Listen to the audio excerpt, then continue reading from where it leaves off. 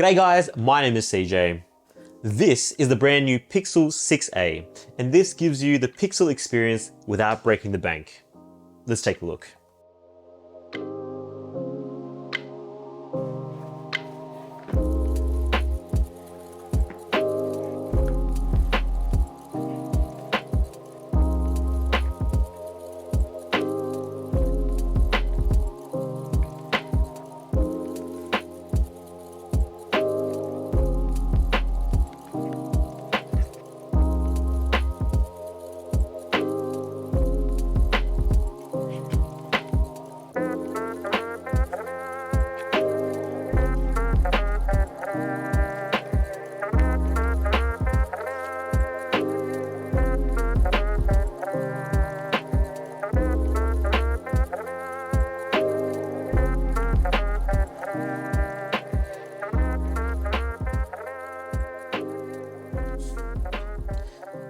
So this is Google's Budget A version for 2022. And if it looks a little familiar, it's because it looks almost identical to last year's Pixel 6 models. It shares the same color schemes, design language with that camera bar on the rear, and I'm a big fan of how Google is leaning into this whole aesthetic and claiming it for their Pixels as their own.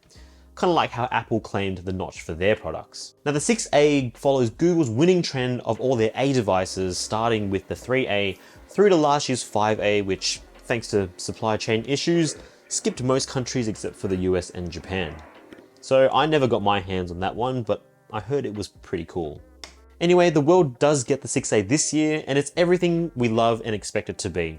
It takes everything that makes the flagship Pixel special, and it selectively distills it down to a product that still gives you a quintessential Pixel experience, but with a cheaper price tag. So we're going to start there. The Pixel 6a with 128 gigs of storage as standard retails for 750 Australian dollars. The closest sibling we've got here is the base Pixel 6 with 128 gigs of storage, and that retails for about $1,000. So the 6a is already 25% cheaper. But what do you have to sacrifice to get it cheaper? And the features you do lose, are they deal breakers? Well, it depends on what you feel is important. To start with, the Pixel 6a is smaller and more compact. It's a 6.1 inch device compared to 6.4 with the Pixel 6. And compared to the 6 Pro, it's definitely miniature sized comparing the two. Hold them side by side and you'll definitely notice the difference. The next thing you'll notice as well is that it's a bit lighter, but it's not so light for it to feel cheap. And in fact, it's got some pretty solid stuff in there, so it's solidly built. But it definitely will cause less fatigue when you use it for extended periods. Now, one of the reasons for this is that it uses plastic on the rear panel instead of Gorilla Glass Victus. But despite this, it still feels kind of like glass. But in that same vein, it's glossy and it's a fingerprint magnet too. And instead of using Gorilla Glass Victus on the front, you've only got Gorilla Glass 3 as another cost saver. So go on and get those screen protectors on there quickly. I've only used it for a week or so and it's already starting to show fine scratches on both the front and the back. Then speaking of the front, you've got a 6.1 inch 1080p OLED display that's only 60 Hz, not the higher 90 or 120 Hz screens that you've got with the 6 and 6 Pro. Now, despite the lack of a high refresh rate screen, I think it looks great. It's responsive, there's nice saturations, it's punchy, and it's more than usable outdoors. And plus, you've got a positive benefit in that 60 Hz means it's going to be less power hungry, and that's going to get you better battery life. And in my books, that's always a win. Now, of course, if you're already used to high refresh rate screens, you're definitely going to notice a difference here, but I'm going to hazard a guess that the typical punter looking at phones in this price range probably don't already own a flagship phone with a high refresh rate screen. It's going to be perfect and more than adequate. Then the 6A also has a marginally smaller battery at 4,400 milliamps compared to 4,600 in the 6 or 5,000 milliamps in the 6 Pro. Again, this smaller size is going to be offset by a slightly more power efficient, lower refresh rate screen. And so far, it's been okay. On average, I've been getting somewhere between 4 to 5 hours of screen on time.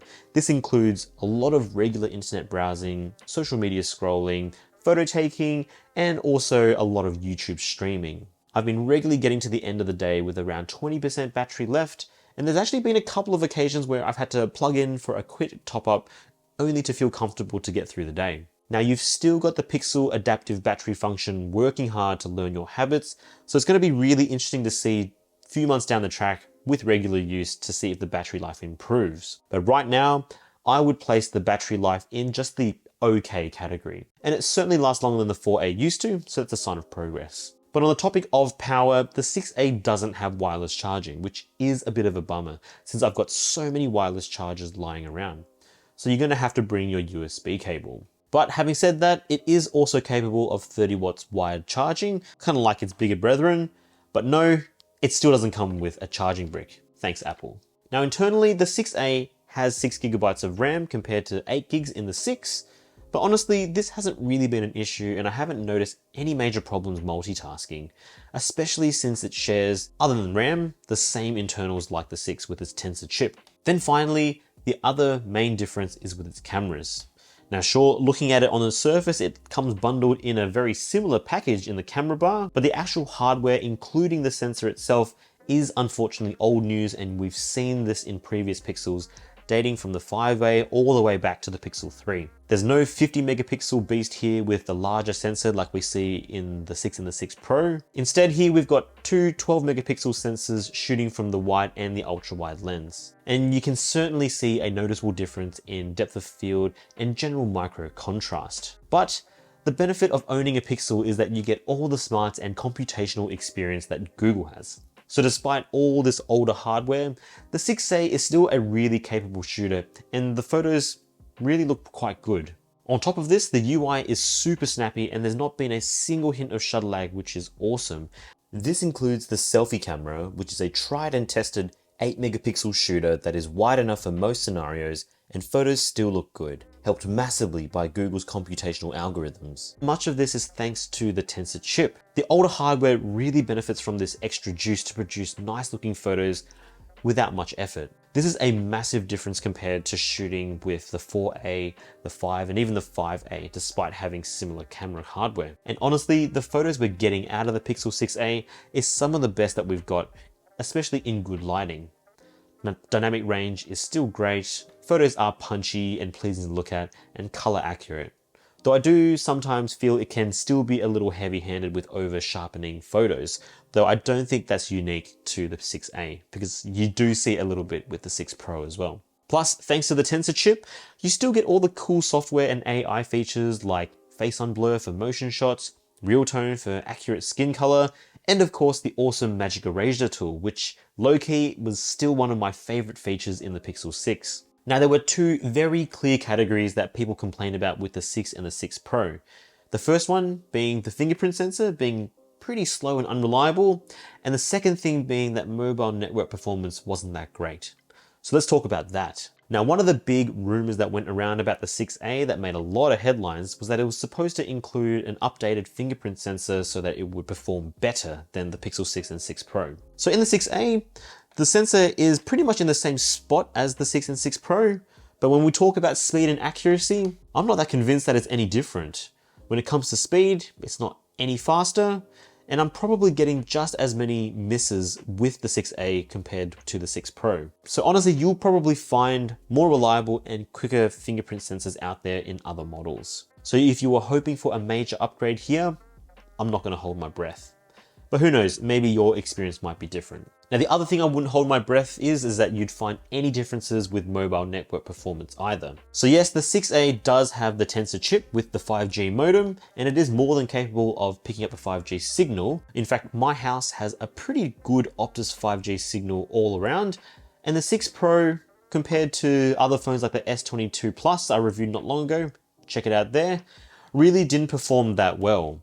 And I can honestly say I haven't noticed much of a difference comparing these two now, meaning it's really not any more faster or more reliable. And in fact, I'd go as far as to say they're pretty much the same. I mean, it definitely still works, but something seems to be stopping it from reaching its full potential.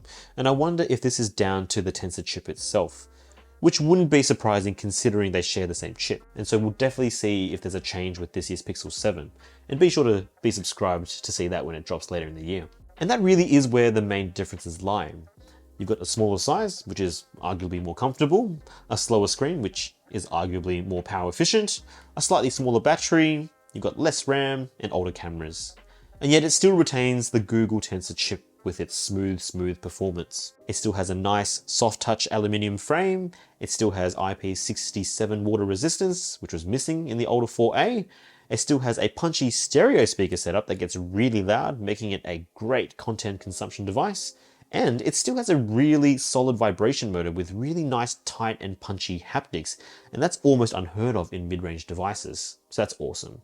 It still has the same Google Assistant smarts, it's still got the inbuilt music recognition, and it still has 5 years of Google software support, for whatever that's worth nowadays, given the Pixel 6's track record. But the bottom line is that it still has an experience that is quintessentially Pixel, but at least $250 cheaper.